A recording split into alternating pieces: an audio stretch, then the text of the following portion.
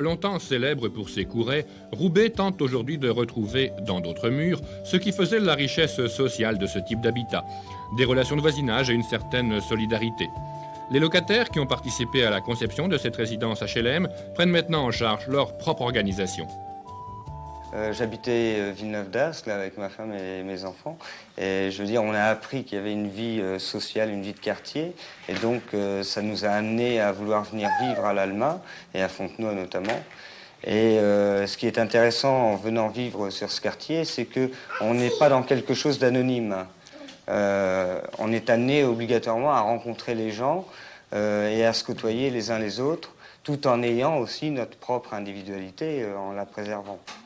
Il y a un atelier cuisine qui permet de temps en temps aux gens du quartier d'aller manger, aux techniciens qui travaillent sur le quartier d'y manger, aux ouvriers qui travaillent d'y manger, et puis aussi aux gens, aux employés de la Redoute qui viennent manger, donc qui font connaissance avec une vie de quartier, avec un dynamisme qui existe.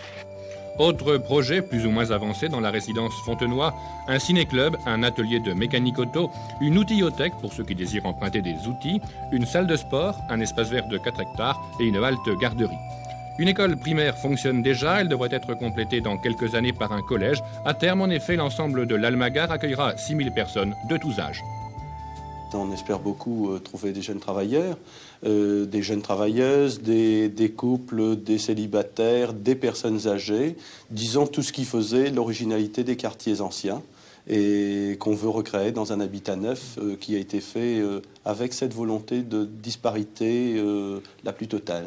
Alors je dirais même que sur les personnes âgées, on a fait là une opération très originale puisqu'on a voulu recréer avec des services pour les personnes âgées, puisqu'il y a un foyer restaurant, il y a même une unité de direction et de gestion, mais des logements qui sont disséminés dans l'ensemble de cette résidence qui permet la cohabitation totale des personnes âgées et des jeunes. Bon, par exemple, là, il y a une personne âgée qui devrait ne plus tarder à venir. Bon, bien, je veux dire, cette personne âgée sera accueillie par la coursive quand elle arrivera, quoi, je veux dire. Je pense que la chose est intéressante dans le sens qu'on ne se sent pas un peu, caserné, si on peut dire, comme dans certains centres, hein, comme dans certains foyers, où alors tous les vieux se trouvent ensemble. Hein. Ici, c'est pas le cas.